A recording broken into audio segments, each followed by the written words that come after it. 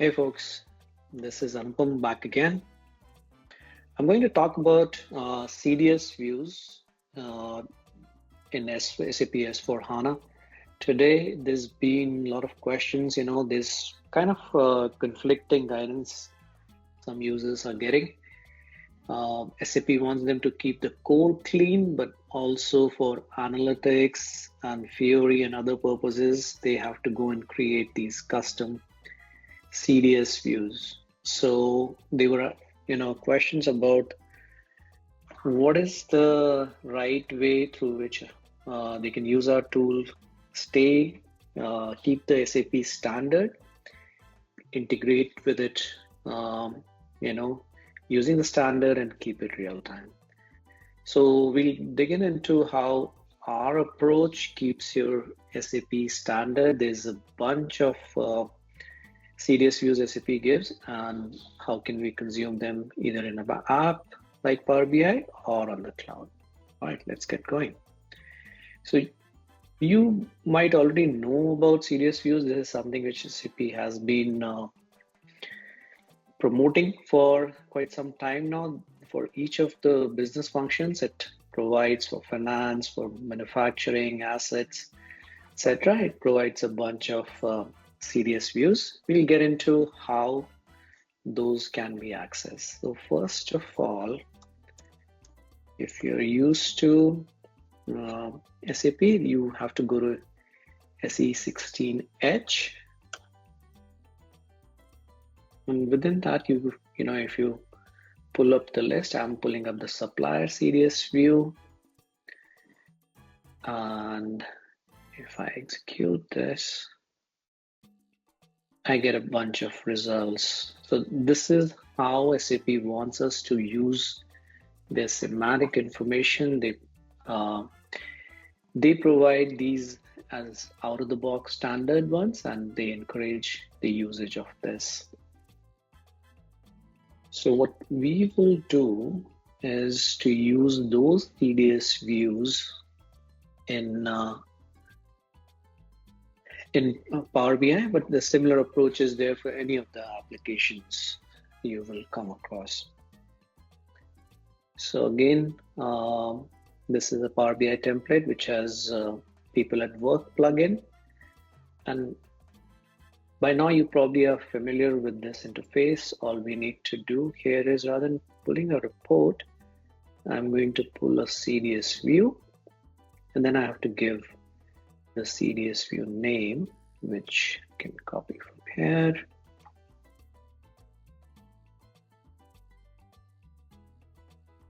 And that's it.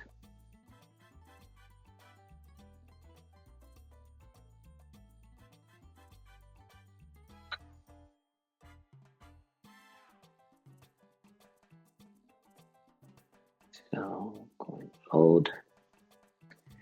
Now again, when it is going, it needs to be authenticated. So I have to give my SAP user ID and password, and it leverages my authorizations as well as the authentication.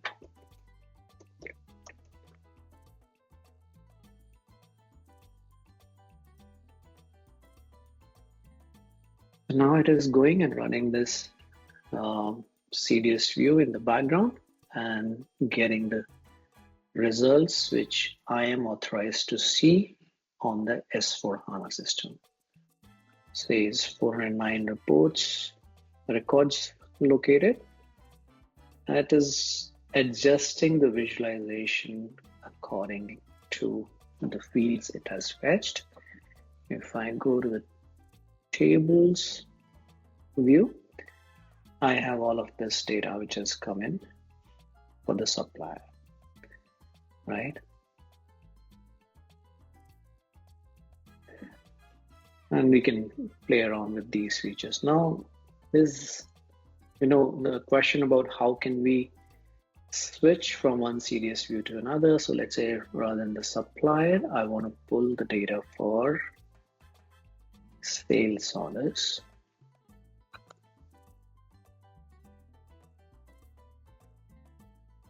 If you see the sales order view, again, It is combining the VBAC, VBAP, and other data and giving one semantic model out of this. Now, if I go, all I have to do is go into Power BI, edit parameters, and change the view to sales order. Apply my changes.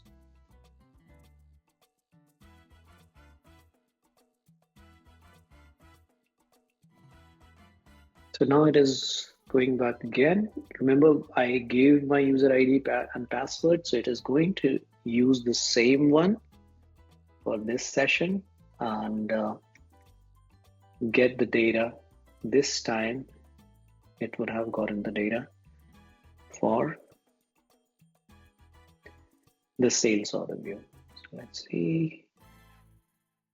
Yep. Here we have all the data for the sales order, which I can then use in my queries. Now, why is this useful? Is because SAP, with the clean the core approach and public cloud, they want the users to use as much of standard rather than developing anything custom. And this way they can keep their system clean, reduce the customizations, and bring really all of this onto your front-end application using the semantic model rather than developing custom in the backend. So what have we done? We have kept our extraction and SAP standard. We have integrated it with the third-party applications, and we have fetched the semantic model real time. All right, I hope you find this useful.